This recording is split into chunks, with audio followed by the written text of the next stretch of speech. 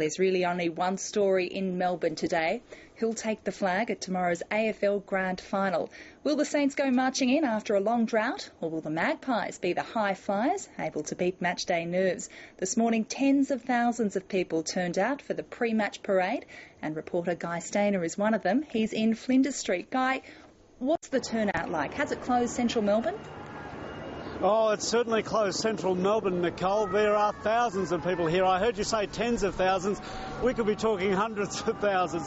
There are people everywhere. I've covered a lot of parades in the last 10 years, but this certainly seems to be the biggest parade that I've seen, and perhaps the biggest ever.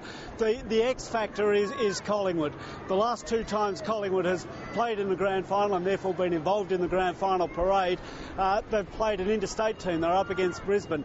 This time around it's Collingwood against another Melbourne-based team, St Kilda, and there are people everywhere. It really is a great day. Grand Final Day parade has become a special day on the calendar because so many fans can get to see the players. It costs them nothing, and there's a great environment between rival fans. There's a lot of banter. People are chanting and sharing the moment and with big smiles on their faces. Of course, only one group of fans will have those smiles come tomorrow afternoon.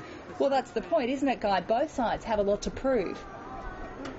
Oh, they do, Nicole, and this grand final is special.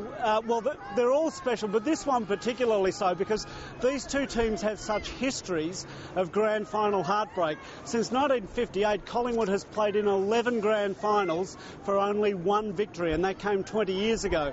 For St Kilda, you could argue it's even worse. They're a foundation club starting in the then VFL back in 1897, and in more than 100 years they've only won one premiership, and amazingly that came against Collingwood in 1966 by a solitary point.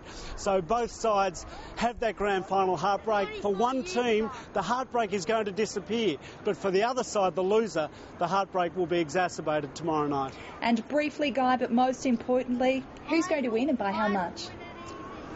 Well, I certainly don't know by how much. Probably don't know who's going to win either, but Collingwood will start hot favourites. They've only lost one game since round 10.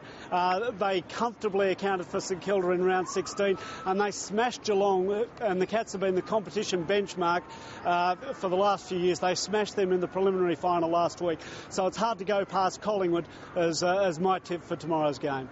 Guy Stainer in Melbourne, thank you.